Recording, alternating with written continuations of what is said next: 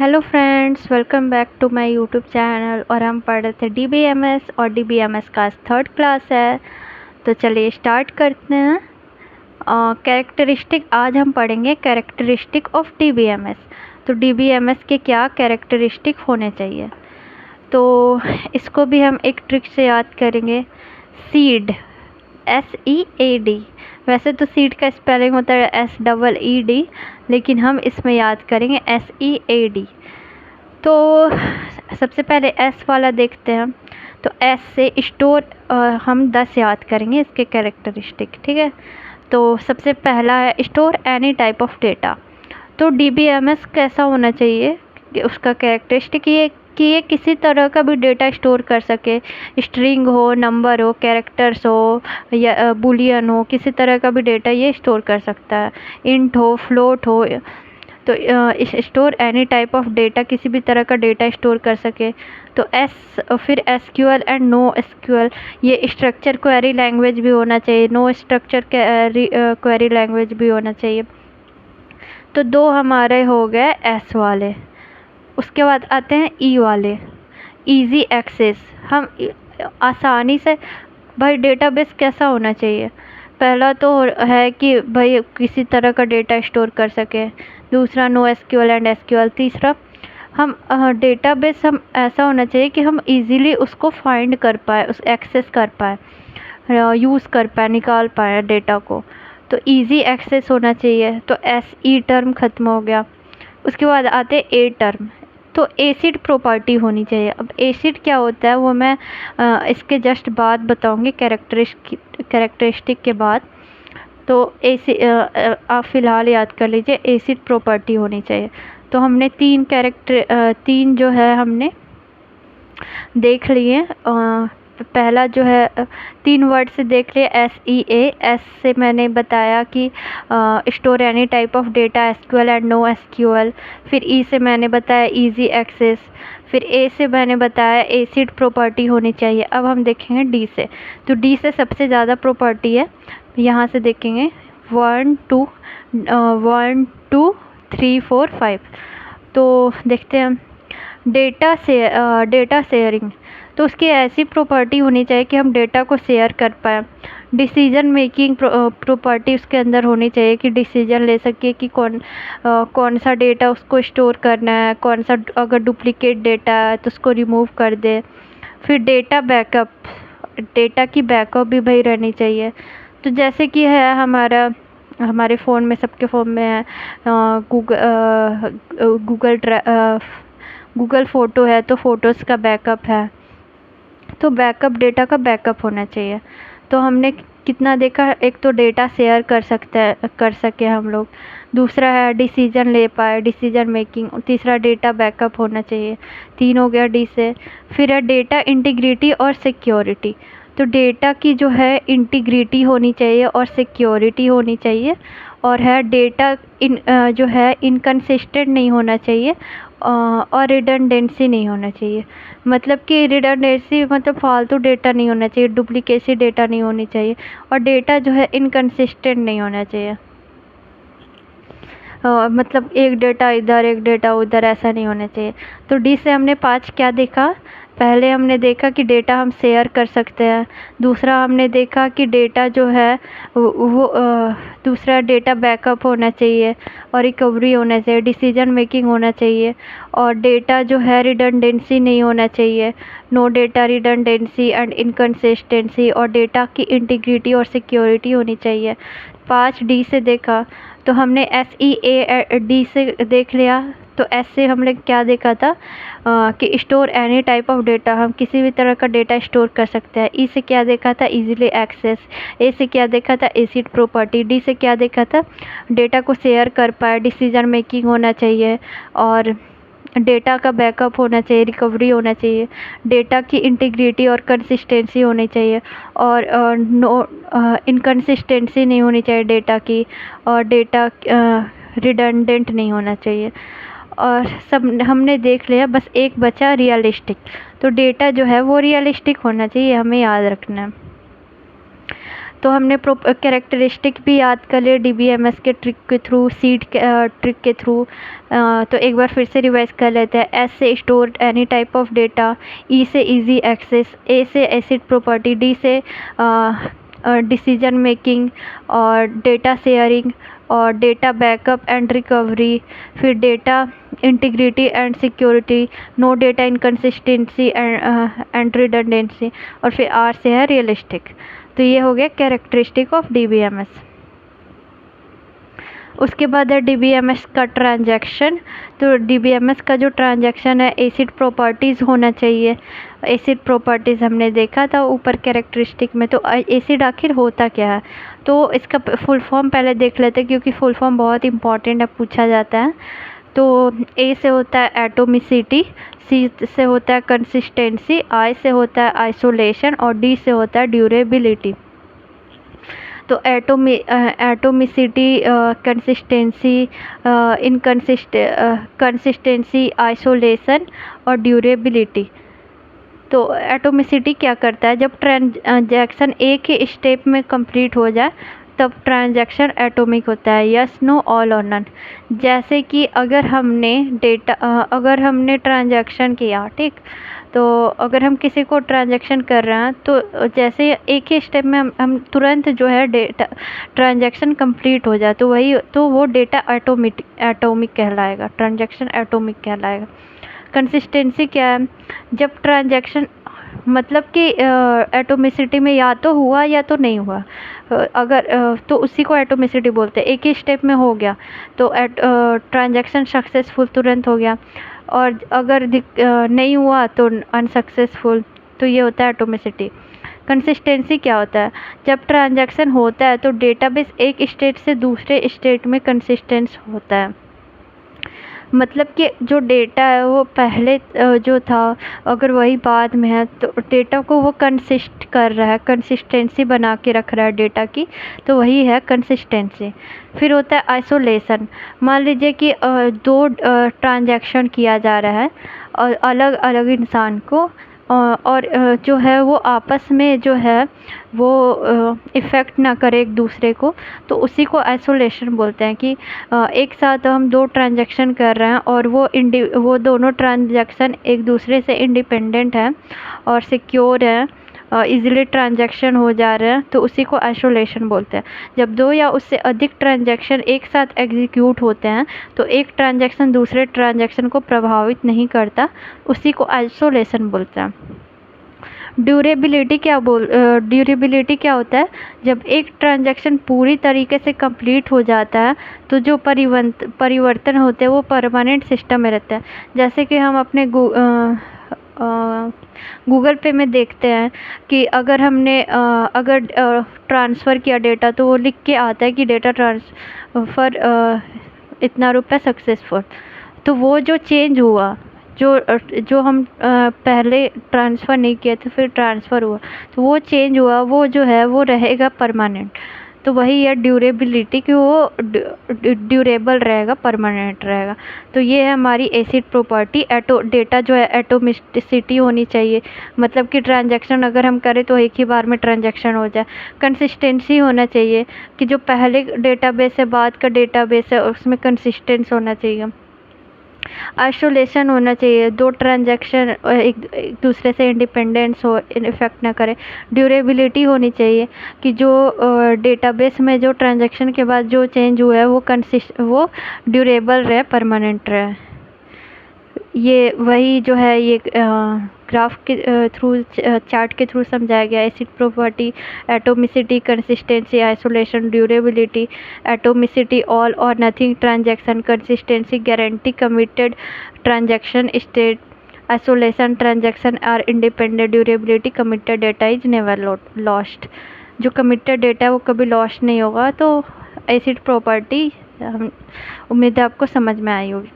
अब हम पढ़ते हैं ER मॉडल। ER मॉडल किसने डेवलप किया था, पीटर चेन ने डेवलप किया था। तो इसको एंटिटी रिलेशनशिप मॉडल भी कहते हैं, ER मॉडल। जैसे ये है एंटिटी को हम जो है स्क्वायर से रिप्रेजेंट करते हैं और एट्रीब्यूट को ओवल से रिप्रेजेंट करते हैं। तो इसमें है स्टूडेंट एक एंटिटी है और एड्रेस, नेम और आईडी, एज जो है ये सब एट्रीब्यूट है। ईआर मॉडल होता क्या है?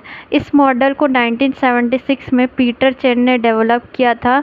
यह मॉडल डेटाबेस के कॉन्सेप्चुअल व्यू को डिफ़ाइन करता है।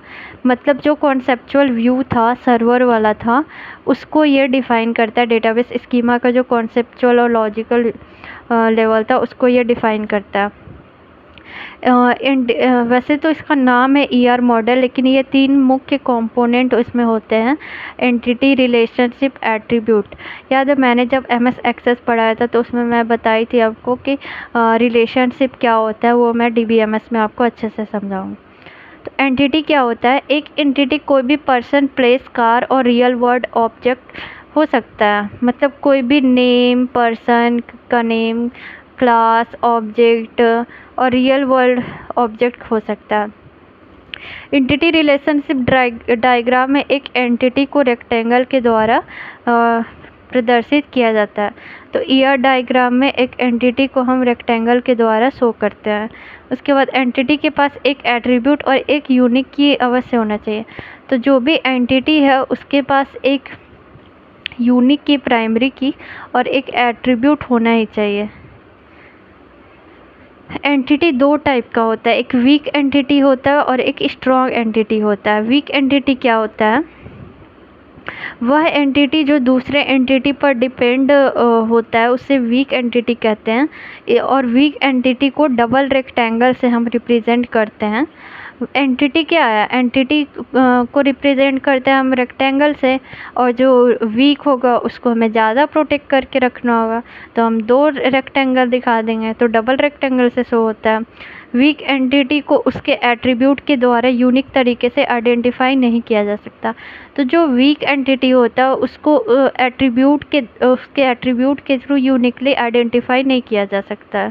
जैसे कि ये बिल्डिंग अपार्टमेंट है, तो ये अपार्टमेंट हो गया, ये बिल्डिंग का डिटेल हो गया। तो जैसे बिल्डिंग डिटेल में ये हो गया total apartment, address, building name, building number, तो ये हो गया स्ट्रॉन्ग एट्रीब्यूट। और ये अपार्टमेंट जो है ये वीक एट्रीब्यूट हो गया। फ्लोर हो गया, रेंट हो गया और डोर नंबर हो गया। तो डोर नंबर, ये जो एट्रीब्यूट है फ्लोर, तो फ्लोर तो भैया हर जगह कहीं भी है, कितने भी फ्लोर हैं, तो उससे तो हम कोई अपार्टमेंट, कौन सा अपार्टमेंट है, ठीक है, अपार्टमेंट हो गया, कोई अपार्टमेंट है, ठीक, तो उसको अगर हमें यूनिकली आइडेंटिफाई करना है, मान लीजिए हमें किसी अपार्टमेंट तक पहुंचना है, तो उसका एट्रीब्यूट क्या होना चाहिए? उसका एड्रेस होना चाहिए, अपार्टमेंट नेम होना चाहिए, डोर नंबर होना चाहिए, हमें पता होना चाहिए, बिल्डिंग नंबर पता होना चाहिए। तो जैसे ये रेंट, तो भैया कई जगह का रेंट अपार्टमेंट का सेम है, तो ये इससे तो हम भाई अपार्टमेंट को पता नहीं कर सकते हैं। फ्लोर, कई जगह कितने फ्लोर है सेम, तो इससे भी हम अपार्टमेंट को आइडेंटिफाई नहीं कर सकते हैं। डोर नंबर कहाँ, कितने अपार्टमेंट में कई डोर नंबर है, तो उससे भी हम आइडेंटिफाई नहीं कर सकते हैं। तो वो एंटिटी जिसके एट्रीब्यूट से हम उसको यूनिकली पहचान नहीं सकता, वो होता है वीक एट्रीब्यूट। और इसको जो है हम डबल रेक्टेंगल से शो करते हैं। इसको ऐसे याद कर सकते हैं कि जो वीक है उसको ज़्यादा भाई स्ट्रॉन्ग बनाने के लिए उसको डबल रेक्टेंगल दे दिए। तो ये हो गया वीक एट्रीब्यूट की पहचान। अब ये हो गया स्ट्रॉन्ग एट्रीब्यूट, और ये तो हमारा एंटिटी है बिल्डिंग अपार्टमेंट। तो बिल्डिंग डिटेल्स, अब ये टोटल अपार्टमेंट कितने हैं बिल्डिंग में, एड्रेस क्या है, तो मेन तो एड्रेस है। एड्रेस जहाँ मिल गया भाई यूनिक है, क्योंकि एड्रेस तो यूनिक ही रहता है। उसके बाद बिल्डिंग नेम भी होना चाहिए, और बिल्डिंग नंबर होना चाहिए। तो इससे हम पहचान सकते हैं। मान लीजिए कि आपको कहीं जाना है, तो आपके पास कहीं जाने के लिए क्या होना चाहिए? एड्रेस होना चाहिए उसका। अगर किसी बिल्डिंग में जाना है तो बिल्डिंग का नेम पता होना चाहिए, वहाँ का एड्रेस पता होना चाहिए, और बिल्डिंग नंबर पता होना चाहिए, टोटल अपार्टमेंट कितना है वहाँ पे, और अब मान लीजिए एक ये है, ये तो हो गया स्ट्रॉन्ग एंटिटी, ये हो गया वीक एंटिटी। तो बस आपको दे दिया जाए कि भाई रेंट कितना है, वहाँ का फ्लोर कितना है और डोर नंबर कितना है, तो इससे आप नहीं पहचान सकते। तो ये हो गया हमारा एट्रीब्यूट और ये हो गया हमारा वीक एंटिटी, ये हो गया हमारा स्ट्रॉन्ग एंटिटी। वीक एंटिटी का एक और एग्जांपल है, जैसे हो गया ये हो गया हैज़, ये हो गया एम्प्लॉय और ये हो गया डिपेंडेंट। तो एम्प्लॉय ये हो गया, तो एम्प्लॉय, किसी एम्प्लॉय को अगर हमको पहचाना है तो कैसे पहचानेंगे? उसका नाम से, उसका आईडी नंबर से, तो एम्प्लॉय नंबर से, उसका जेंडर से, उसका एम्प्लॉय का एड्रेस से। तो ये हो गया हमारा, ये हो गया स्ट्रॉन्ग एंटिटी जिसको हम यूनिकली आइडेंटिफाई कर सकते हैं। तो employee number, employee name, employee gender, employee address. और ये हो गया हमारा डिपेंडेंट, जैसे है तो डिपेंडेंट का नेम हो गया, रिलेशनशिप हो गया, जेंडर हो गया, बर्थडे। तो भैया नेम तो कई सारे हैं। अब मान लीजिए कोई नेम आप स्पेसिफिक ले रोहित, तो रोहित तो कई नेम है, तो भैया हम उससे तो हम पहचान ना सकें। उसके बाद रिलेशनशिप हो गया, उसके बाद जेंडर, तो जेंडर भैया रोहित मेल फीमेल कितने भी मिल जाएंगे, तो उससे हम किसी एक इंसान को तो पहचान नहीं सकते जिसे हमें पहचानना है। फिर हो गया बर्थडे, तो बर्थडे कितनों का सेम होता है, इससे भी ना पहचान सकें। तो डिपेंडेंट जो है तो ये हो गया वीक एंटिटी, ऐसा एंटिटी जिसको हम जो है उसके एट्रीब्यूट से यूनिकली आइडेंटिफाई नहीं कर सकते। तो ये भी एक एग्जांपल हो गया इसका। ये हो गया रिलेशनशिप इन दोनों के बीच, एम्प्लॉय हैज़, ये भी है रिलेशनशिप है, ये है एंटिटी और ये है एट्रीब्यूट। स्ट्रॉन्ग एंटिटी क्या होता है? वह एंटिटी जिसके पास प्राइमरी की होती है स्ट्रॉन्ग एंटिटी कहलाती है। स्ट्रॉन्ग एंटिटी को उसके एट्रीब्यूट के द्वारा यूनिक तरीके से आइडेंटिफाई किया जा सकता है। जैसे कि ये एक एग्जांपल है, कोई कस्टमर है तो उसका कस्टमर आईडी से हम कस्टमर को पहचान सकते हैं। तो ये हो गया हमारा स्ट्रॉन्ग एट्रीब्यूट। और प्राइमरी की को जो है हम कैसे पहचानेंगे, उसके प्राइमरी एट्रीब्यूट को हम कैसे पहचानेंगे? प्राइमरी एट्रीब्यूट में अंडरलाइन यूज़ होता है। तो ये हो गया प्राइमरी। रिलेशनशिप, तो उम्मीद है आपको एंटिटी पसंद आया, समझ आया होगा। एंटिटी क्या होता है? एंटिटी हम कुछ भी ले सकते हैं, प्लेस, नेम, कार और रियल वर्ल्ड ऑब्जेक्ट। एंटिटी दो टाइप का होता है, स्ट्रॉन्ग और वीक, और इसको रेक्टेंगल से रिप्रेजेंट करते हैं और वीक को हम डबल रेक्टेंगल से रिप्रेजेंट करते हैं। वीक जो है वो खुद को यूनिकली आइडेंटिफाई नहीं कर सकता है और स्ट्रॉन्ग एंटिटी जो है वो यूनिकली आइडेंटिफाई कर सकता है। उसके बाद हम पढ़ेंगे रिलेशनशिप। रिलेशनशिप क्या होता है? रिलेशनशिप का यूज़ एंटिटी के बीच जो है रिलेशन को डिस्क्राइब करने के लिए किया जाता है। मतलब दो एंटिटी के बीच में क्या रिलेशन है उसको डिस्क्राइब करता है रिलेशनशिप। इसको डायमंड के द्वारा रिप्रेजेंट करते हैं। तो भैया एंटिटी को हम किससे रिप्रेजेंट कर रहे थे? रेक्टेंगल से कर रहे थे। और एट्रीब्यूट को किससे रिप्रेजेंट कर रहे एट्रीब्यूट को किससे करते थे? ओवल शेप से करते थे। और रिलेशनशिप को किससे कर रहे हैं? डायमंड से। तो जैसे ये हो गया हमारा स्टूडेंट और ये हो गया हमारा कोर्स, तो ये दोनों हो गया एंटिटी। और इन दोनों के बीच रिलेशनशिप क्या है? स्टडी का। तो ये हो गया हमारा रिलेशनशिप। तो एट्रीब्यूट को एंटिटी को हम रेक्टेंगल से रिप्रेजेंट कर रहे हैं और रिलेशनशिप को डायमंड से। Relationship in database, cardinality refer to the relationship between data in two database table. तो ये इम्पॉर्टेंट है, ये पूछता है कि जो है dash refer to relationship between data in two database table. तो कार्डिनलिटी जो है वो रेफ़र करता है डेटाबेस रिलेशनशिप दो डेटाबेस टेबल के बीच में जो है रिलेशनशिप जो है वो कार्डिनलिटी रेफ़र करता है। उसके बाद है रिलेशनशिप। हमने तो देखा एंटिटी दो टाइप का होता है, वीक और स्ट्रॉन्ग। और रिलेशनशिप कितने टाइप का होता है? तीन टाइप का होता है, 1 to 1, 1 to many, many to many, जिसे हमने पढ़ा था MS एक्सेस के कंपोनेंट में रिलेशनशिप। और उसके तीन टाइप थे, 1 to 1, 1 to many, many to many। तो यहाँ पे भी है रिलेशनशिप। वन टू वन का क्या है, मतलब कि एक एंटिटी और दूसरा एंटिटी के बीच में वन टू वन रिलेशनशिप है। जैसे मेल एक फीमेल से शादी किया तो वन टू वन रिलेशनशिप का एग्जांपल हो गया।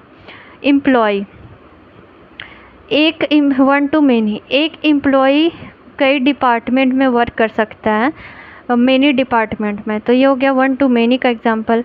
Many to many employee many project कर सकते हैं, मेनी एम्प्लॉय को मेनी प्रोजेक्ट असाइन किया गया है, तो ये हो गया मेनी टू मेनी का एग्जांपल। तो हमने जो है एंटिटी रिलेशनशिप मॉडल के तीन कंपोनेंट देखे। तीन कंपोनेंट होता है एंटिटी रिलेशनशिप और एट्रीब्यूट। तो एंटिटी दो टाइप का होता है, वीक और स्ट्रॉन्ग। उसके बाद रिलेशनशिप तीन टाइप का होता है, one to many, many to many. Relationship को हम डायमंड से रिप्रेजेंट करते हैं और एंटिटी को हम रेक्टेंगल से रिप्रेजेंट करते हैं। वीक एंटिटी को हम डबल रेक्टेंगल से रिप्रेजेंट करते हैं। अब हम पढ़ेंगे एट्रीब्यूट। तो एट्रीब्यूट का यूज़ एक एंटिटी की प्रॉपर्टी को डिस्क्राइब करने के लिए किया जाता है। तो जो है एट्रीब्यूट किस लिए यूज़ होता है, तो जो एंटिटी है हमारा, जो रियल वर्ल्ड ऑब्जेक्ट हम यूज़ करते हैं, स्टूडेंट, नेम, बिल्डिंग, अपार्टमेंट, जो भी है, कार, तो उसके प्रॉपर्टी भी तो होंगे भैया कुछ। तो एंटिटी को तो रेक्टेंगल से दिखाएं और दो एंटिटी के बीच हम रिलेशनशिप जो है वो डायमंड से दिखाएं, लेकिन एंटिटी की प्रॉपर्टी को किस से दिखाएंगे? तो एंटिटी को जो प्रॉपर्टी दिखाता है उसको हम एट्रीब्यूट बोलते हैं और एट्रीब्यूट को हम दिखाते हैं ओवल शेप से। तो इसको ओवल के द्वारा प्रस्तुत किया जाता है। अब टाइप्स ऑफ एट्रीब्यूट होते हैं 5। कौन कौन से होते हैं? की attribute, composite attribute, single value attribute, multi value attribute, derived attribute. तो 5 एट्रीब्यूट होते हैं, की, composite, single value, multi value, derived. अब इसको याद कैसे करेंगे देखिए। तो सबसे पहले याद रखेंगे single value multi value attribute. तो वो एट्रीब्यूट जिसकी वैल्यू सिंगल होती है वो सिंगल वैल्यू एट्रीब्यूट हो गया। वो एट्रीब्यूट जिसकी वैल्यू मल्टीपल होती है तो मल्टीपल एट्रीब्यूट हो गया। उसके बाद डिराइव्ड एट्रीब्यूट, वो एट्रीब्यूट जिसको हम बाकी एट्रीब्यूट से डिराइव करते हैं तो हो गया डिराइव्ड एट्रीब्यूट। उसके बाद होता है कंपोजिट एट्रीब्यूट, जो एक से ज़्यादा हम एट्रीब्यूट का कंबाइन करके जो एट्रीब्यूट बनाते हैं वो कंपोजिट एट्रीब्यूट हो गया। उसके बाद हो गया की एट्रीब्यूट। की एट्रीब्यूट क्या होता है? यूनिक एट्रीब्यूट, वो एट्रीब्यूट जो यूनिकली आइडेंटिफाई करता है उसको बोलते हैं की एट्रीब्यूट। तो 5 एट्रीब्यूट कौन कौन से हुए हैं? की attribute, composite attribute, derived attribute, single attribute और मल्टी वैल्यू एट्रीब्यूट। तो फ्रेंड्स ये था आज का क्लास TBMS का 3rd क्लास, जिसमें हमने क्या क्या पढ़ा एक बार फिर से रिवाइज़ करते हैं। सबसे पहले हमने कैरेक्टरिस्टिक देखा ट्रिक से। तो हमने सीड का ट्रिक लिया था, S for store any type of data, E for easy to access और A for acid property, D for data sharing होना चाहिए, डिसीजन मेकिंग होना चाहिए, डेटा बैकअप होना चाहिए, डेटा रिकवरी होना चाहिए, no data redundancy and inconsistency होना चाहिए, डेटा इंटीग्रिटी और सिक्योरिटी होना चाहिए। उसके बाद एक बचा था हमारा रियलिस्टिक, तो वो। उसके बाद हमने देखा कैरेक्टरिस्टिक के बाद ट्रांजैक्शन कैसा होना चाहिए, एसिड प्रॉपर्टी होनी चाहिए, ऑल और नन, एक बार में ही हमारा A फॉर एटोमिसिटी, अगर एक बार में ही हमारा ट्रांजैक्शन हो जाए तो उसको एटोमिसिटी बोलते हैं। कंसिस्टेंसी, जैसा डेटा हमारा पहले था अगर वैसा ही बाद में होना चाहिए तो ये हो गया कंसिस्टेंसी। आइसोलेशन, एक से ज़्यादा ट्रांजैक्शन अगर हम कर रहे हैं तो जो है एक दूसरे से इंडिपेंडेंट होना चाहिए। ड्यूरेबिलिटी, ट्रांजैक्शन के कंप्लीट होने के बाद जो डेटा में चेंज आता है वो जो है वो परमानेंट होता है, वो डिलीट नहीं होता, तो वो ड्यूरेबिलिटी होगा। तो हमने एसिड प्रॉपर्टी पढ़ा। उसके बाद ER मॉडल हमने देखा। ER मॉडल 3 टाइप का होता है। एंटिटी रिलेशनशिप मॉडल जो है पीटर चेन ने दिया था 1976 में, और ये स्कीमा का कॉन्सेप्चुअल व्यू को डिस्क्राइब करता है। ER मॉडल जो होता है वो 3 टाइप का होता है, एंटिटी रिलेशनशिप और एट्रीब्यूट। एंटिटी क्या होता है? एंटिटी जो होता है रियल वर्ल्ड ऑब्जेक्ट होता है और एंटिटी को हम स्क्वायर से रिप्रेजेंट करते हैं। एंटिटी 2 टाइप का होता है, स्ट्रॉन्ग और वीक। स्ट्रॉन्ग जो है यूनिकली डिस्क्राइब कर लेता है उसके एट्रीब्यूट्स है, और वीक जो है वो उसके एट्रीब्यूट उसको यूनिकली आइडेंटिफाई नहीं कर पाते हैं, डबल रेक्टेंगल से शो करते हैं। उसके बाद रिलेशनशिप हमने देखा, रिलेशनशिप जो है दो एंटिटी के बीच में क्या रिलेशन है वो रिलेशनशिप दिखाए, रिलेशनशिप्स के थ्रू हम डिस्क्राइब करेंगे। और कार्डिनलिटी जो है रिलेशनशिप को रेफर करता है। रिलेशनशिप 3 टाइप का होता है, 1 to 1, 1 to many, many to many। और उसके बाद हमने देखा टाइप ऑफ उसके बाद हमने देखा एट्रीब्यूट। एट्रीब्यूट क्या करता है, ये जो है एट्रीब्यूट क्या करता है, ये जो है उसके कैरेक्टरिस्टिक को दिखाता है, डिस्क्राइब करता प्रॉपर्टी को एंटिटी के। और इसको हम ओवरलैप से दिखाते हैं। 5 तरह का टाइप होता है एट्रीब्यूट का। की होता है, फिर single, multi value, derive, composite. तो उम्मीद है आपको वीडियो पसंद आई होगी और समझ भी आई होगी। तो मिलते हैं अब नेक्स्ट क्लास में, तब तक के लिए इजाज़त दीजिए। धन्यवाद।